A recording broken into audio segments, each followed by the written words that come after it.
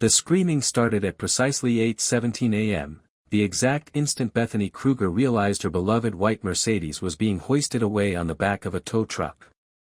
Half the neighborhood was out watching, some filming on their phones, their faces caught somewhere between shock and satisfaction. Just 3 hours earlier, this same woman had gone full maniac with a crowbar on my brand new Camaro. The gut-churning sound of shattering safety glass still rang in my head, followed by the screech of steel on paint, the kind of sound that makes your stomach flip because you know there's no fixing it cheap. 2 years of overtime, of sacrificing weekends, of grinding through jobs just to afford that car. 40 grand, gone in an instant. My dream reduced to glittering shards all over the concrete. But here's the part Bethany didn't know: while she was gleefully wrecking my car, I was already dismantling her entire kingdom piece by piece. I had bank records. I had proof of forged signatures. I had receipts of money siphoned straight out of the community's coffers. Her perfect suburban empire was built on fraud, and the walls were about to cave in. In less than 15 minutes, police cruisers would be rolling in, and she'd be in cuffs for felony embezzlement. Now let me ask you something: what would you do if some power-tripping HOA Karen torched everything you'd worked your whole life to build? Drop a comment and tell me where you're watching from. I want to see just how far this story of justice travels, because what happened next didn't just change me.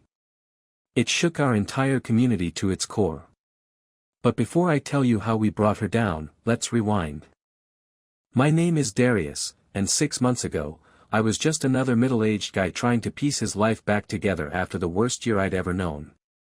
I'm 52, newly divorced, scraping by as an electrician in the Dallas suburbs. My ex got the house, the dog, and a chunk of my retirement. I walked away with a few boxes, my tools, and just enough cash to land a modest ranch-style home in Willowbrook Estates. You know the type of neighborhood: every lawn trimmed like a golf course, every house painted in the same 3 shades of beige, everyone waving like best friends even though you know they're not. I thought moving there would mean peace. I couldn't have been more wrong. With what little money I had left from the divorce settlement, I did one thing for myself: I bought my dream car, a 2024 Camaro SS in Rally Red. $40,000. Every last dime I had. The day I drove it home, windows down, the scent of new leather mixing with the Texas summer, the V8 growling under my feet, it felt like I'd clawed a piece of my old life back. For the first time in months, I felt like me again. That high lasted all of 3 days. Enter Bethany Kruger. Our neighborhood tyrant. Imagine someone who looked like she'd been stamped out of a suburban mom factory, chin-length blonde bob, always perfect, never moving out of place. She wore business casual outfits that probably cost more than my mortgage, and she drove a spotless white Mercedes she polished like it was a religious relic. Her house sat at the end of our cul-de-sac, the biggest, boldest one on the block. The kind of place designed to scream, "I'm in charge." Even her lawn looked artificial, like it had been rolled out by robots with OCD. Bethany had been HOA president for 6 years, and she ruled Willowbrook Estates like her personal fiefdom. The harassment started almost immediately. Day 4 in my new place, I pulled a letter from my mailbox. A violation notice. Apparently, my black mailbox didn't meet community aesthetic standards. It had to be brown. $89 later, I had a new mailbox that did the exact same job but kept the queen of the cul-de-sac happy. Then came the citations like clockwork. Every Tuesday, like it was on some kind of sacred schedule, another slip of paper appeared. My grass was 3/4 of an inch too tall, $1.25 fine. Oil stains in my driveway, $1.50 fine. Garden hose not wound up properly, another $25. Each time I saw her silhouette in that oversized kitchen window, arms folded, lips twisted in a smirk, I felt bitterness rise like bile. But the moment she set her sights on my Camaro, that's when the gloves came off. At my very first HOA meeting, she announced it in front of everyone: that vehicle is inappropriate for our community standards. Her tone was regal, like she was declaring law from a throne. The community center reeked of burnt coffee and disinfectant, fluorescent lights buzzing like angry bees. Bethany sat at the folding table like a judge presiding over court, flanked by 4 board members who nodded like wind-up toys at every word. "We uphold a certain image in Willowbrook Estates," she said, eyes like cold glass trained on me. "Sports cars project the wrong impression." Translation: my legally parked car, sitting quietly in my own driveway, somehow offended her delicate sensibilities. She handed me a $200 fine and a threat that they could slap a lien on my property if I didn't remedy the situation. That night I sat up until 3 in the morning, coffee gone cold at my elbow, combing through every line of the HOA bylaws. I found what I'd suspected: half of her rules didn't even exist. She was making them up, applying them whenever she felt like flexing power. At the next meeting, I laid it all out, calm and logical. Showed the paperwork. Pointed out where she was dead wrong. She just leaned back, looked me in the eye, and said words I'll never forget. "Some people don't understand that rules exist for a reason, Darius. Maybe you'd be happier in a different neighborhood." The board voted 4-1 to uphold every bogus violation. The message was clear. This wasn't about cars or lawns or mailboxes. It was about power. And Bethany Kruger had just declared war. A week after that humiliating board meeting, I stepped out onto my driveway and felt my heart sink into my stomach. My Camaro, the one thing keeping me sane, looked like it had been mauled. Deep scratches ran across the entire driver's side, gouges so sharp they cut through the paint straight to the bare metal. Angry red scars across red skin. The air should have been heavy with honeysuckle drifting from my neighbor's fence, but instead I smelled nothing but metal, anger, and the bitter taste of dreams collapsing. Whoever had done this didn't just swipe a key in passing. No, this was deliberate. A slow, methodical carving job, dragged from headlight to taillight like they were etching their name into my misery. It was war. I called the cops, trying to keep my voice steady. Officer Martinez showed up, yawning like it was just another dull report. "Probably kids," he said, scribbling notes like he was documenting a broken mailbox. But everything about the damage screamed otherwise.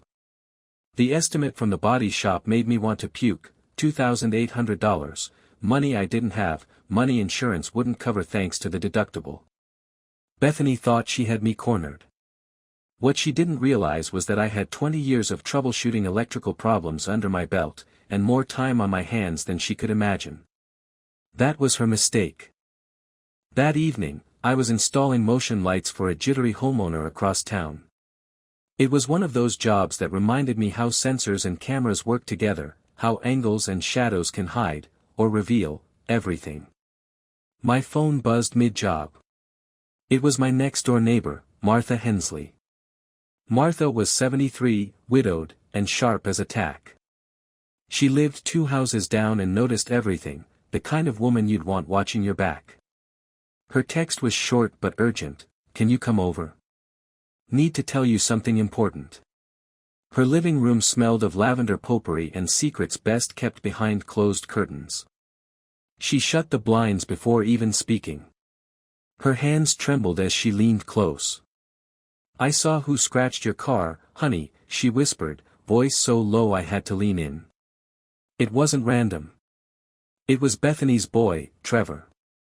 My blood pressure spiked so hard I could hear the thudding in my ears. "He was creeping around your driveway near midnight," Martha continued. "Had something shiny in his hand, kept looking over his shoulder. Then I heard the sound of metal on metal." "Will you testify?" I asked, already knowing the answer. Her face collapsed like wet paper. "I can't, Darius. She'll ruin me." Martha told me about Mrs. Peterson, another resident who had dared to question Bethany about HOA finances. Within a week, Peterson was cited for excessive bird feeders. Then came more fines, more harassment, until she finally sold her house and left. The for sale sign was still in the yard. The pattern was crystal clear. Bethany wasn't just running a homeowners association. She was running people out of their homes. But unlike Peterson, unlike Martha, unlike anyone else who'd been steamrolled, I wasn't going anywhere. That weekend, I took action. I marched into Best Buy and bought the most advanced dashcam system they had, front and rear cameras, motion sensors, night vision, cloud storage. Legal in Texas, fully admissible in court, as long as you didn't point them into your neighbor's windows. My divorce lawyer had drilled the golden rule into me during the custody battle: document everything, Darius. Without proof, your word means nothing. So I wired that system with the precision of a man preparing for battle.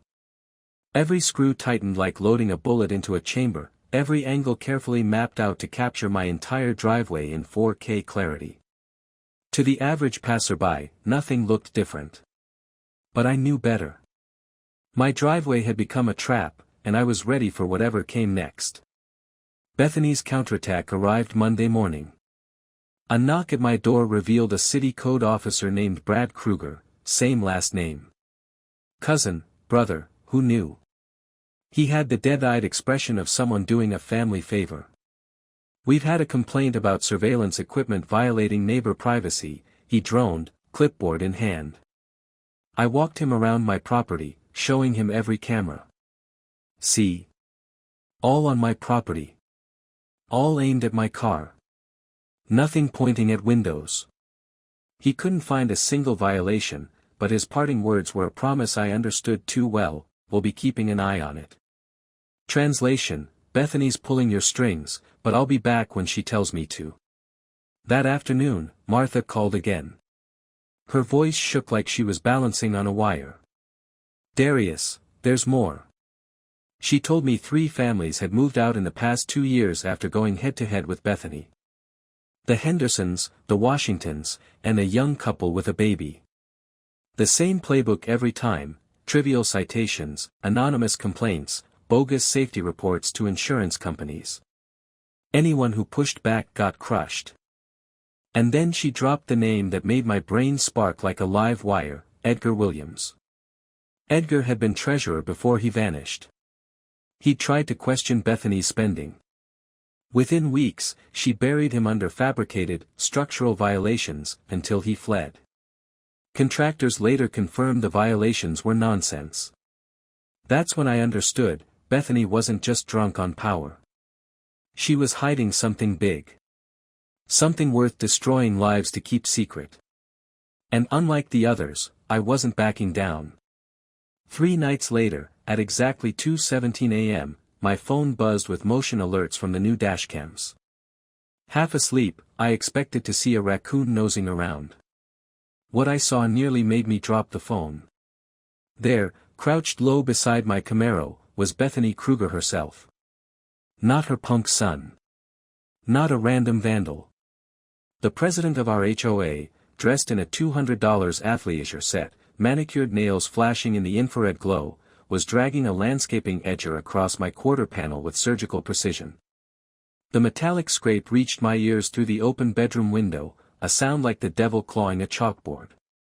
Every stroke was deliberate, every gouge meant to inflict maximum financial pain. And the worst part? She was smiling. I clenched the sheets so tight my knuckles popped. Every muscle screamed at me to rush outside, grab her by that perfect blonde bob, and drag her away from my car. But then my lawyer's voice echoed in my head: "Emotion destroys evidence, Darius. Stay calm. Let them hang themselves." So I lay there, recording every second of the HOA queen destroying my property with a community tool, looking like a suburban demon in designer sneakers. The footage was damning. But I knew the cops would shrug it off like they always did. Bethany was cozy with city officials, the mayor even showed up to her barbecue every year. If I wanted to take her down, I needed evidence so airtight that no amount of political grease could loosen it. The next day, her escalation arrived wrapped in bureaucracy. A letter, certified mail. Emergency violation notice.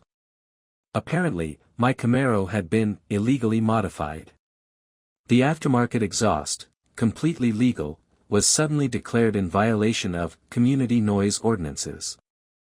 I had 48 hours to restore it to factory condition or remove it permanently. If not, the HOA had the right to tow it, at my expense. The audacity took my breath away. She'd tried brute force vandalism. Now she was trying paperwork theft. But while Bethany thought she had me cornered, I was on the edge of discovering the nuclear weapon that would obliterate her little empire. That evening, Martha appeared at my door again, clutching her purse like it held state secrets. Her voice shook. "There's someone you need to meet," she whispered, darting glances at the street like Cold War spies were watching. "Edgar Williams is back. He's been waiting for someone like you." We drove half an hour out of town to a dingy coffee shop, the kind of place where the smell of burnt beans clung to your clothes. Edgar was already there, hunched over a chipped mug. He was in his 60s, skin pale and drawn, like a man who'd been carrying too much weight for too long. "She didn't just push me out," he said, his hands trembling as he slid a thick manila folder across the table. "She's been bleeding this community dry for years." Inside was a goldmine, fake invoices, shell company payments, receipts for equipment that never existed. At least $45,000 siphoned away. But the crown jewel was a business registration form. Willowbrook Maintenance Solutions, owned by none other than Bethany Morrison, her maiden name, registered at her home address. Each month, checks ranging from $500 to $2,000 had been funneled through the fake company, perfectly matching her Mercedes payments. "She's financing her life with stolen HOA funds," Edgar said bitterly. "And destroying anyone who questions her." His eyes grew darker as he recounted what happened when he tried to expose her. "I filed reports with the police, the attorney general, even the press. That's when she buried me. Suddenly, my roof needed 30 grand in repairs. My insurance got cancelled after mysterious complaints. It was her. All of it. Bethany wasn't just corrupt, she was running a criminal syndicate out of our HOA, using her position to weaponize insurance companies, code enforcement, and contractors against anyone who stood in her way. But this time, she'd made one fatal mistake, she'd targeted someone with nothing left to lose." Edgar slid the rest of the file toward me, his hand trembling. "I've kept everything. Bank records. Fake contractor invoices. Correspondence from companies that don't exist. I've been waiting 3 years for someone willing to finish what I started." That night, under the flickering light of my kitchen, I spread his evidence across the table. Bank statements. Forged invoices. Proof of embezzlement. Each page was another nail in Bethany's coffin. She thought I'd roll over. Instead, she just handed me the keys to her downfall. Tomorrow morning, she expected my Camaro gone. But I was planning something else entirely. Something that would bring her world crashing down in front of everyone. And for the first time since moving to Willowbrook Estates, I went to sleep smiling. The next morning, October air crisp with the smell of burning leaves, I sat on my porch cradling a mug of black coffee. Steam rose like incense to the gods of war.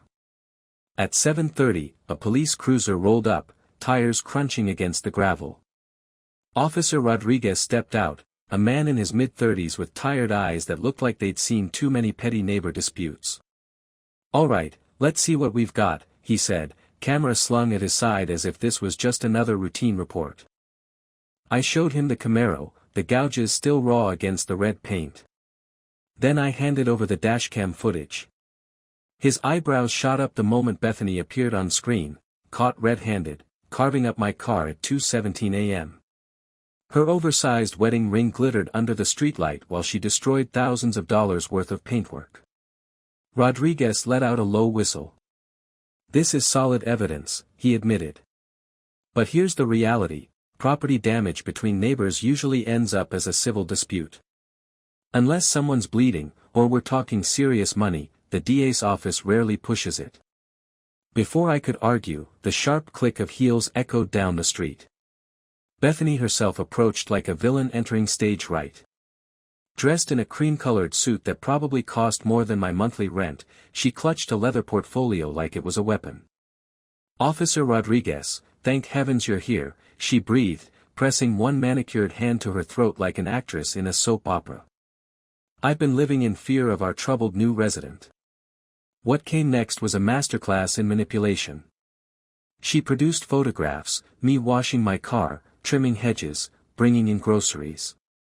Normal activities, framed as surveillance and harassment. He's been stalking me, officer, she said, voice trembling. Taking pictures. Making threats.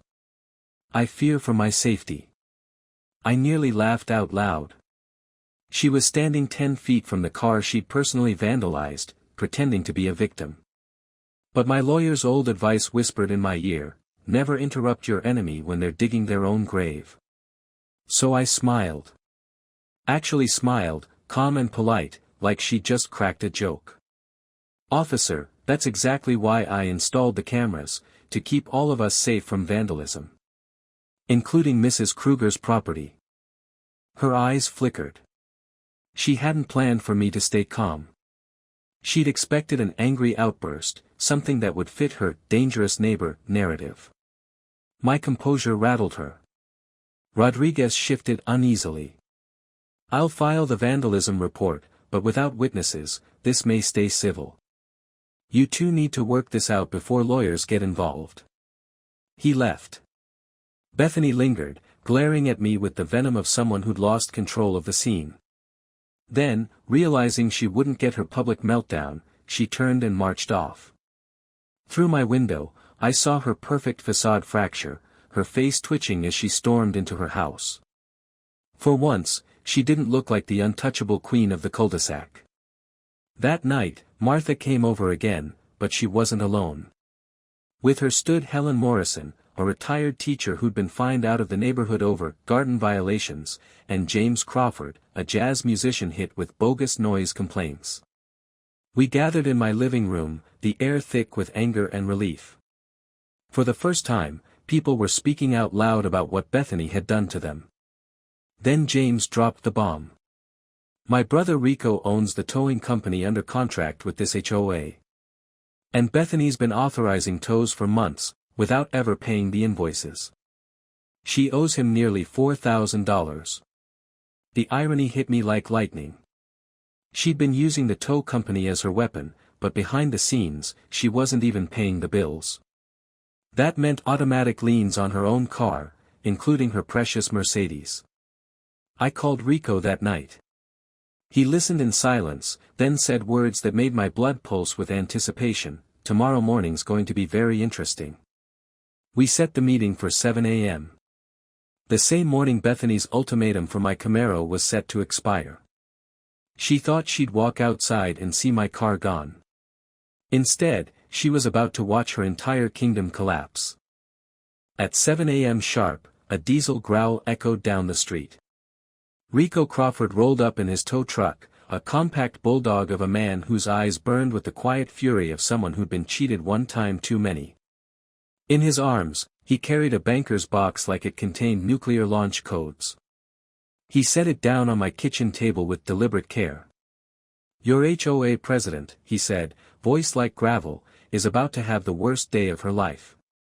Inside the box was damning proof. Invoice after invoice for legitimate tows his company had performed, each one signed in Bethany's elegant flourish. Not a single bill had been paid. The total? $3,647 in unpaid debt stretching back nearly 18 months. That's not even the best part, Rico said, smirking grimly. He slapped down another set of documents, HOA bank statements. Every month, your association cuts checks to Crawford Towing Solutions for the exact amounts they owe me. I frowned. But you never saw that money? Not a dime, Rico said. Then he pulled out the registration for Crawford Towing Solutions. Filed under Rebecca Morrison, Bethany's sister. The realization hit like a sledgehammer. Bethany had created a fake version of Rico's company, funneling HOA funds into her sister's account while stiffing the real one. She'd been stealing under everyone's nose, using her board position as cover. And Rico wasn't done. He spread out another pile, bank records, forged service contracts, fake landscaping bills. Your buddy Edgar was right about missing money, Rico said, his jaw tightening. But he underestimated the scale. We're not talking 30 grand. This woman has siphoned off over $75,000 in 3 years.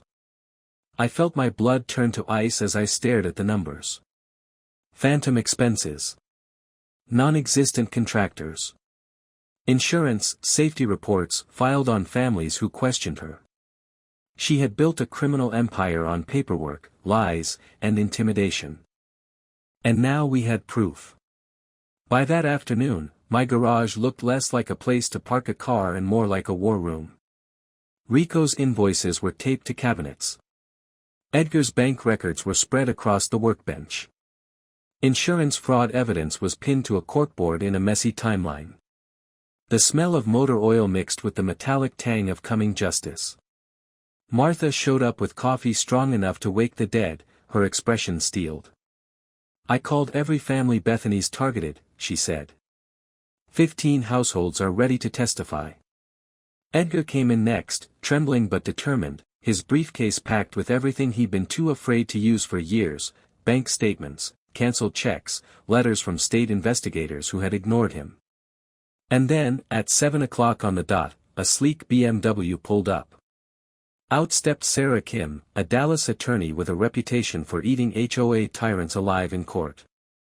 She carried herself like a predator, sharp suit, sharper eyes, a woman who lived to draw blood from corrupt boards. She spread our evidence across the workbench, scanning quickly. Then she looked up, lips curling into a smile. This, she said, tapping a finger against the pile, is the most complete HOA fraud file I've ever seen. Forget civil court.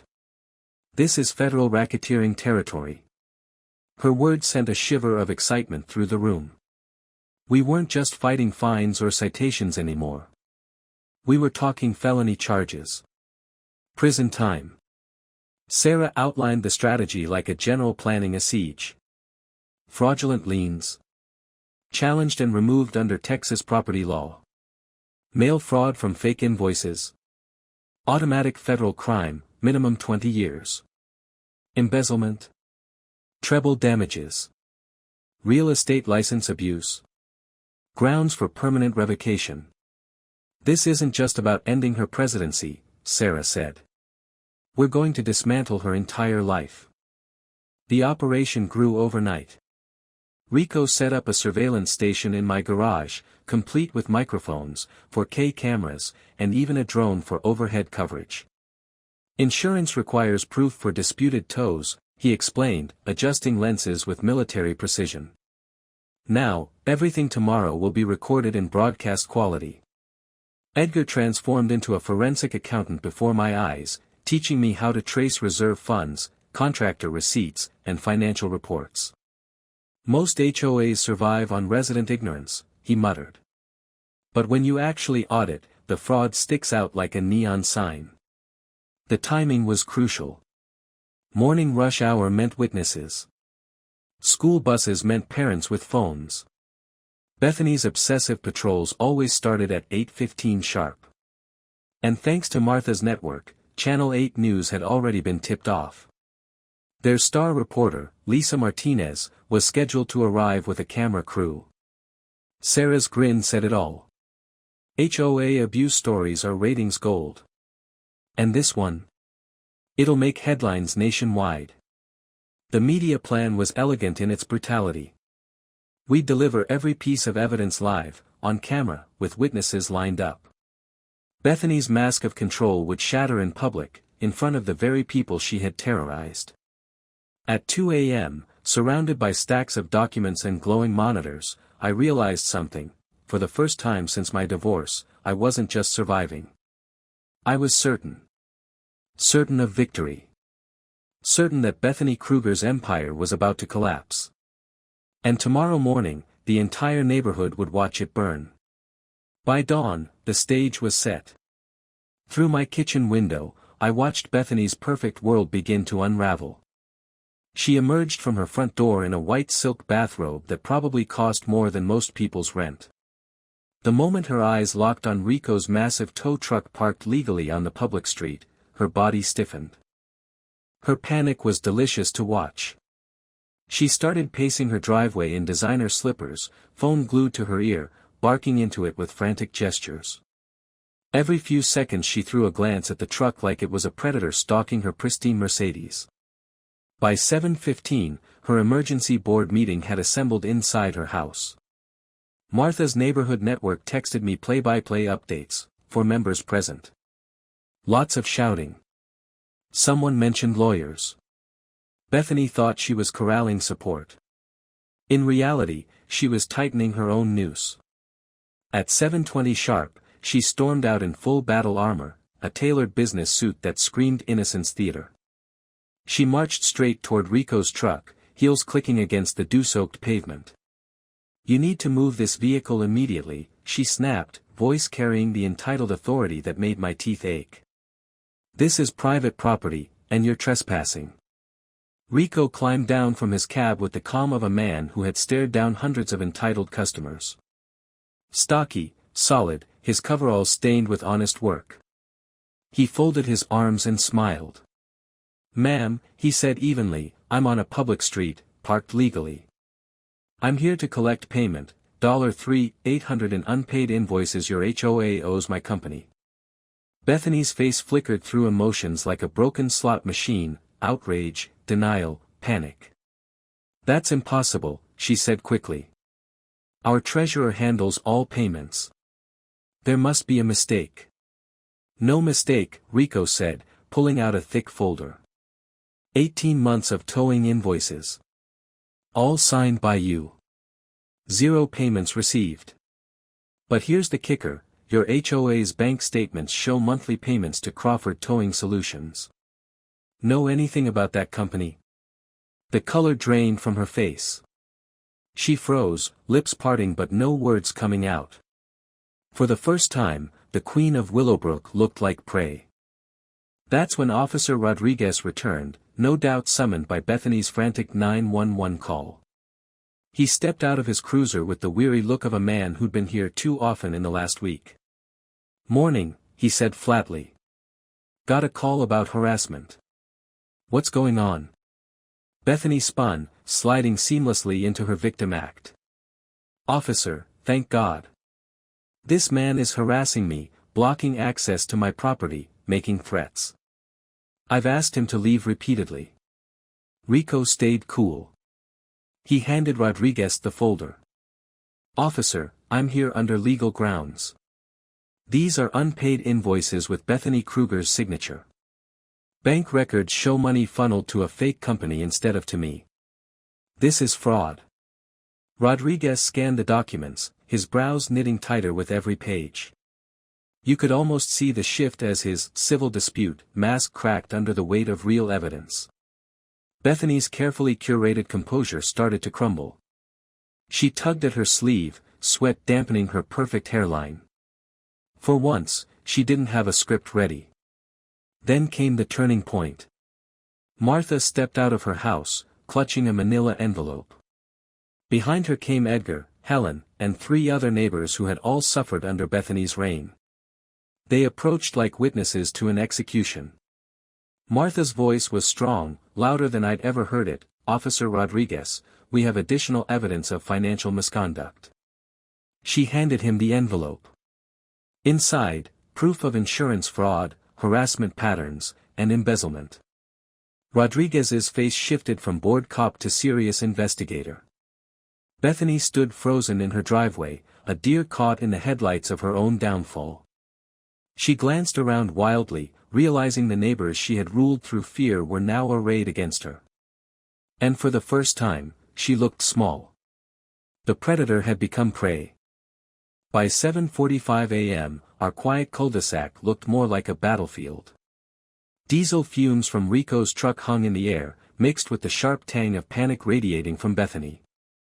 Neighbors gathered in clusters, whispering, filming, waiting for something to explode. Bethany stood at the center of it all, her cream-colored suit now damp with sweat. She jabbed at her phone with trembling fingers, dialing furiously. When she finally connected, her voice carried across the lawn. "Mayor Davidson. This is Bethany Kruger from Willowbrook Estates. I need you to intervene immediately. There's a media circus forming, and it's destroying our community's reputation." Even from 30 feet away, we heard the reply, a polite but firm no. The mayor's office didn't interfere in HOA disputes. Bethany's face went pale, drained of color like curdled milk. But desperation breeds creativity. She turned to Officer Rodriguez, her voice sharp and entitled. "Officer, you need to understand that certain city officials have special arrangements with our association. This harassment could have political consequences." The implied threat landed like sulfur in the morning air. Rodriguez's jaw tightened, his patience wearing thin. She had just threatened a cop while half the neighborhood watched. As if on cue, her loyal board members arrived, 3 of them, summoned by her frantic calls. But instead of support, they looked like cornered rats. The weight of the evidence was too much. Board Secretary Jennifer Walsh stepped forward first, her voice loud enough for the growing crowd. "I never saw any of these invoices," she announced. Bethany claimed the treasurer handled all financial matters independently. The betrayal hit Bethany like a slap. Her mouth dropped open, eyes flashing. But before she could respond, Tom Rodriguez, another board member, piled on. "We were told everything was routine expenses. Nobody ever showed us actual contracts." His voice cracked with panic. He knew his signature might be sitting on fraudulent documents, and he wanted no part of it. The beauty of watching a conspiracy collapse is how fast loyalty evaporates when prison time is on the table. Within minutes, Bethany's own hand-picked board had turned on her, contradicting every lie she had told. And then Bethany made her most spectacularly unhinged move yet. She yanked out her phone again and dialed Channel 8 directly. "Yes, this is Bethany Kruger, president of Willowbrook Estates HOA," she snapped into the receiver. "I need to report a coordinated harassment campaign by dangerous neighbors. They're making terroristic threats against community leaders." The irony nearly made me laugh out loud. She was calling the same investigative team Sarah Kim had already briefed with a mountain of evidence against her. Minutes later, the rumble of news vans echoed down the street. Cameras swung out, reporters hustled forward. And at their head was Lisa Martinez, the Emmy-winning journalist who'd made a career out of exposing HOA corruption. She walked with the hungry look of a predator who smelled blood in the water. Her first question was television gold. "Mrs. Kruger, would you like to comment on the allegations that you've embezzled over $75,000 in community funds while intimidating residents into silence?" Bethany froze, caught in the glare of high-definition cameras. Her lips opened and closed, but no words came. That's when Edgar stepped forward, holding his briefcase like a weapon. His voice trembled, but the steel underneath was unmistakable. "I have 3 years of bank statements proving systematic theft," he said. "This woman destroyed my life to cover up her crimes." Gasps rippled through the crowd. Neighbors raised phones higher, capturing every second. Bethany's carefully constructed facade crumbled on camera, her eyes darting like a trapped animal. And then the dam broke. Martha, Helen, James, one by one, victims began speaking up. Each voice added weight to the mountain of accusations: cancelled insurance, fabricated violations, bogus fines. For the first time in years, fear no longer silenced them. And Bethany? She shrank smaller with every word, cornered in front of the people she'd once ruled with an iron fist. By 8 a.m., our cul-de-sac was unrecognizable. More than 60 residents crowded the street, phones raised like an army of witnesses. Kids pressed against school bus windows, wide-eyed, while their parents filmed from the sidewalks. Bethany stood on her front porch, sweating through her designer suit, makeup smudged. She still clutched her leather portfolio like it was a shield, but her hands shook. The tension snapped when 2 unmarked sedans rolled in, doors swinging open to reveal men and women in plain clothes flashing federal badges. Behind them came county prosecutors, their expressions hard. The crowd erupted in whispers, "Federal investigators." The phrase alone was enough to send board members scattering, some already dialing lawyers. Bethany's face drained of color. Her breathing quickened, shallow and ragged, like she was about to faint. But even cornered, she tried to spin the narrative. She grabbed a microphone from the Channel 8 crew, climbing onto her porch railing like a politician about to deliver a campaign speech. Her voice cracked as she shouted. "Neighbors. Friends. What you're witnessing is a coordinated attack on our community values by agitators who want to destroy everything we've built." The crowd's response was brutal: laughter, jeers, shouts from the back. "What about our stolen money, Bethany?" someone yelled. Another voice followed, "Tell us about your sister's fake company." Her face contorted. For the first time, she looked exactly what she was, a desperate liar, not a leader. I stepped forward, calm as ever, and took the microphone from her trembling hands.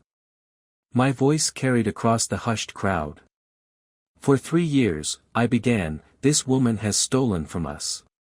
Bank records show over $75,000 funneled into her accounts. Insurance fraud. Fake companies. Residents bullied and driven out." Bethany tried to interrupt, her voice shattering like glass. "Lies. He's making this up." I held up my phone, screen glowing with crystal clear footage. "We also have video of you personally vandalizing my car at 2:17 a.m. The crowd gasped, then roared with applause. Neighbors who had lived in fear now cheered like they were finally free. Martha's voice cracked with emotion as she stepped forward. "She canceled my insurance with fake reports. She made me choose between my home and fighting her lies." Edgar followed, his fury boiling over after years of silence. "She buried me in fabricated violations when I tried to audit the finances. She destroyed my life to protect her theft." Helen Morrison spoke softly, but her words cut deeper than any shout. "She killed my garden, then fined me for the damage. She weaponized beauty to humiliate me." One by one, victims stepped into the spotlight, their stories weaving a tapestry of abuse so undeniable that even Bethany's staunchest allies stayed silent. The final blow came when a federal agent, badge glinting in the morning sun, mounted the porch, handcuffs in hand. His voice rang out, steady and merciless. "Bethany Morrison Kruger, you are under arrest for mail fraud, embezzlement, racketeering, and conspiracy." The Miranda rights echoed through the street like a funeral bell tolling for her empire. As agents led her down the porch, Rico's tow truck roared to life. The steel hook clamped onto her Mercedes, lifting it into the air with mechanical finality. The scream Bethany unleashed was unearthly, a mix of banshee wail and death rattle, the sound of a tyrant watching her crown torn away. The crowd exploded in cheers. Applause thundered across the block. Kids banged on bus windows, parents clapped and filmed, neighbors hugged. The air crackled with energy, relief, and joy. For the first time in years, Willowbrook Estates smelled not of fear, but of freedom. And I stood at the center of it all, watching justice finally arrive. 6 months later, I sat in my driveway sipping coffee, watching neighborhood kids ride bikes up and down the street without fear. For the first time in years, laughter carried on the breeze instead of tension. Neighbors waved to one another instead of rushing inside to avoid Bethany's watchful eyes. The transformation was breathtaking. Willowbrook Estates felt alive again. Bethany's trial had been swift and merciless. Federal Judge Patricia Williams didn't hold back. 3 years in federal prison, she declared, followed by 5 years probation and full restitution of $127,000, including interest, penalties, and legal fees. Bethany Kruger, once the untouchable queen of our HOA, was led away in an orange jumpsuit that clashed perfectly with her bleached blonde bob. No early release. No house arrest. No cushy minimum security club. Real consequences, for the first time in her life. Each day behind bars was another victory for every family she had tormented. The community's financial recovery was even sweeter. Frozen bank accounts revealed not only the stolen funds but 3 years of untouched interest. Property liens on Bethany's house provided even more. When her mansion sold at auction, the profits funded long overdue renovations, new playground equipment, fresh landscaping, repaired sidewalks. My Camaro got its restoration too, courtesy of a community fundraiser that raised double what the repairs cost. The extra funds launched a neighborhood legal defense pool so no future HOA board could abuse residents unchecked. The car gleamed brighter than ever in my driveway, no longer just a symbol of my own resilience, but of what happens when people fight back together. The new HOA board ran things like a non-profit, not a dictatorship. Meetings were live-streamed. Financial records posted online every quarter. Every major decision required community input. Edgar Williams was elected treasurer unanimously. His first act: implementing bulletproof audit procedures that made embezzlement impossible.